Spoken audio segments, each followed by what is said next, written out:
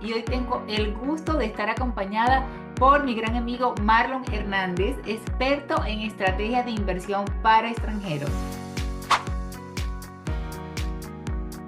Y nos hemos especializado en ayudarte a ti, en colaborar contigo y ese profesional de la industria inmobiliaria a maximizar la capacidad de inversión de sus clientes.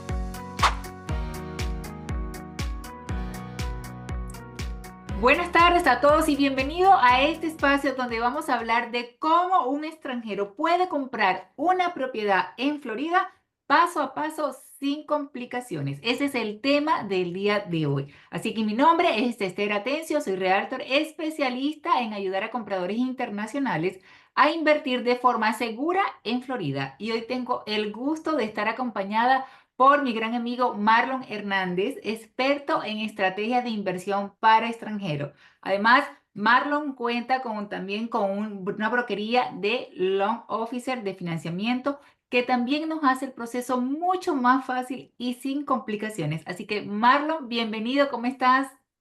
Muchísimas gracias, mi querida Esther, por invitarme a estar en presencia tuya primeramente y todos tus seguidores. Muy feliz y contento de poder compartir una vez más esta información valiosa que de seguro que vamos a aprovechar.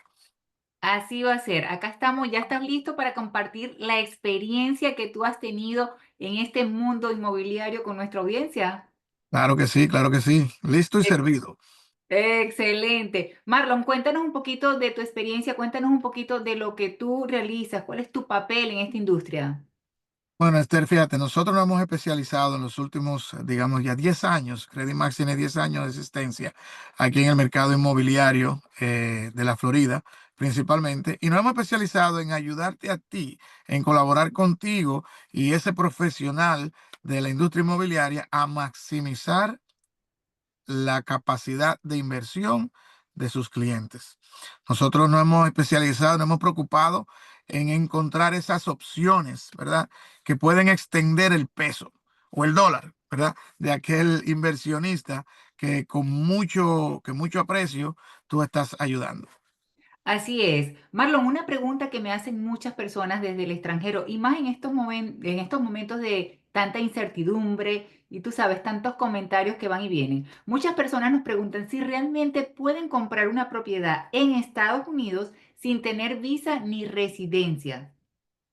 Sí, fíjate, eso es una muy buena pregunta y de hecho es uno de nuestros mercados más fuertes, ese inversionista extranjero, ya que, créalo o no, es un préstamo, es una inversión mucho más simple para un extranjero que para una persona que viva, sea residente aquí en los Estados Unidos. Y me preguntarás, pero ¿cómo así? Y la realidad Exactamente. es que hay menos requisitos necesarios que cumplir para obtener ese financiamiento. Un extranjero tiene la posibilidad de con simplemente tener un pasaporte y tener prueba de fondo para poder obtener hasta un 75% de financiamiento. Oh, ¿cuáles son esos requisitos, hablando ya que estamos entrando en ese tema de requisitos? ¿Cuáles son esos requisitos básicos aparte del pasaporte, como me lo estás mencionando? Ujú. Adicionalmente, ¿qué necesitan? Bueno, fíjate, un extranjero, una persona doméstica, comencemos por ahí para que veamos el marco de diferencia. Panorama. Una persona doméstica requiere tres requisitos principales para hacer una inversión en bienes raíces. Número uno es la parte del ingreso, ya sea su ingreso personal o el ingreso devengado por la propiedad en cuanto a su rentabilidad para cubrir la responsabilidad del financiamiento. El segundo requisito de una persona doméstica es el crédito, ese poder de crediticio, ese historial de crédito, un puntaje mínimo que necesita para poder aprobar un préstamo de inversión.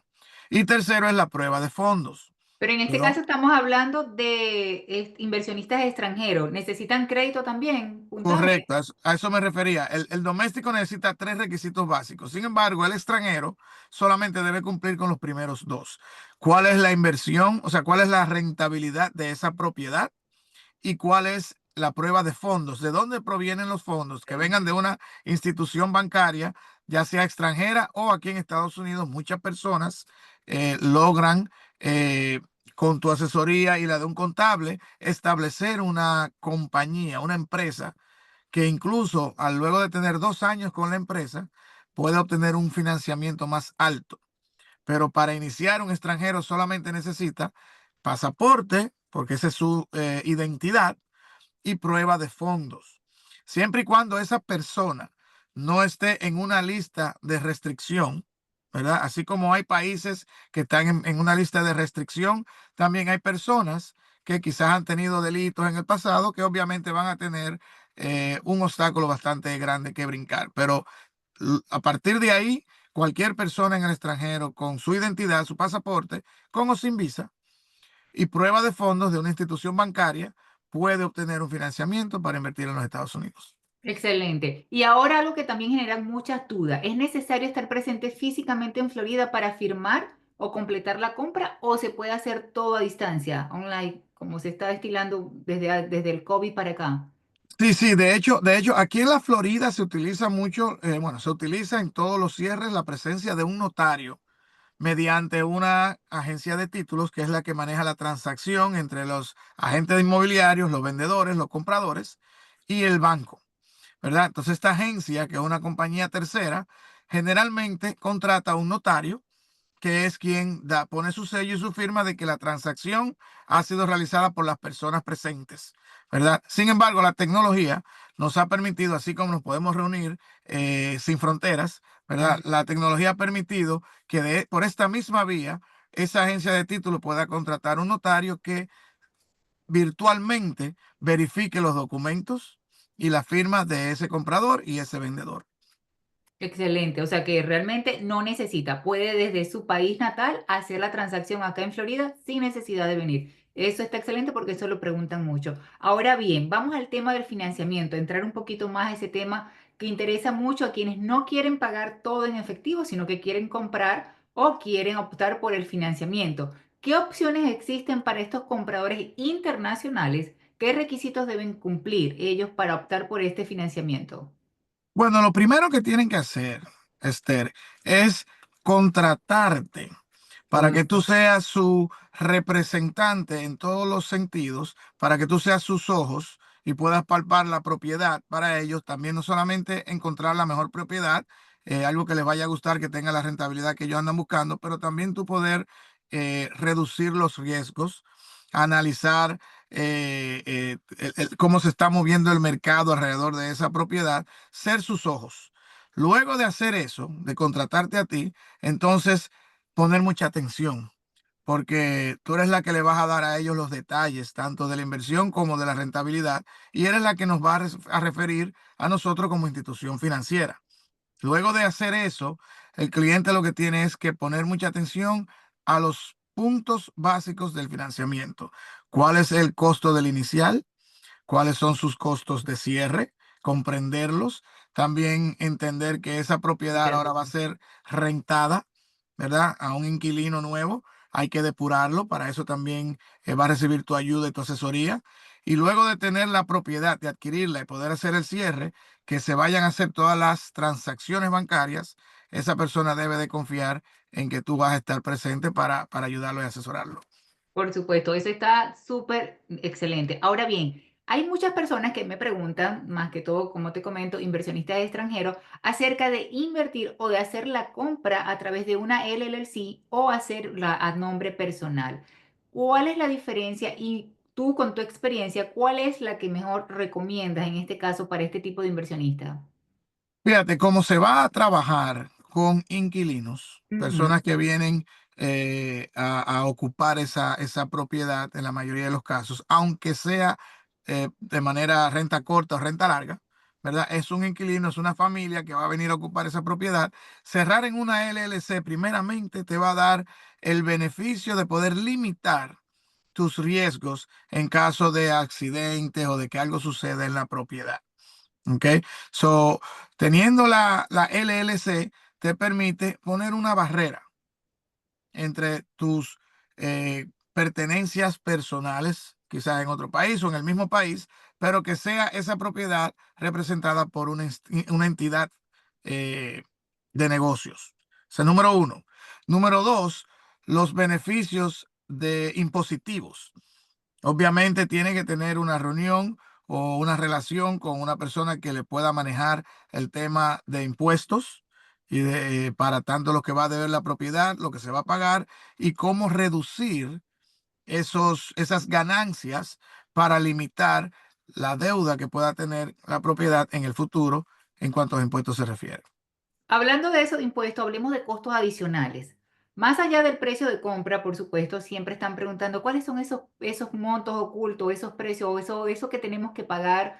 ¿Qué otros gastos deben anticipar un comprador extranjero en el proceso de compra? Eso lo preguntan mucho porque muchas veces ellos están muy desconfiados que no solamente creen que es el precio, sino que hay otras cosas que muchos realtors tampoco aclaran, como son los taxes, el HOA, el mantenimiento, hasta de determinado porcentaje que deberían de tener de reserva para cualquier inconveniente que se pueda presentar con la propiedad. Pero Claro, claro. con tu experiencia, ¿cuáles son esos costos adicionales que deberíamos de tener o tomar en cuenta? Fíjate, la inversión va a tener unos costos eh, de adquisición y va a tener costos permanentes durante el periodo que sea propietario de esa propiedad, valga la redundancia. Entonces, ¿qué pasa? Al comprar la propiedad, siempre estimamos costos de cierre, o sea, costos que van relacionados con la compra, ¿verdad? Ujú. Una parte de esos costos son eh, del financiamiento, lleva unos costos de originación para darte ese financiamiento. Generalmente esos se estiman alrededor de un 2 a un 3% del valor de la compra. Y también hay que agregarle los costos de esa transferencia del título, del aval de la propiedad. Esos costos vienen al momento de cerrar, que algunos de ellos incluyen impuestos prepagados, seguro prepagado de la propiedad. Va a también tener que pagar eh, ciertos costos de transferencia y de registración, cambio de nombre de propietario de esa casa o de ese apartamento que vayan a comprar. También puede que existan unos costos de la comunidad, ¿verdad? Si esa propiedad tiene un HOA, Homeowners Association, o la Asociación de Dueños de las Propiedades, que es generalmente el organismo que regula el mantenimiento y el proceso de todo lo que tenga que ver con el mantenimiento y el cuidado de la propiedad.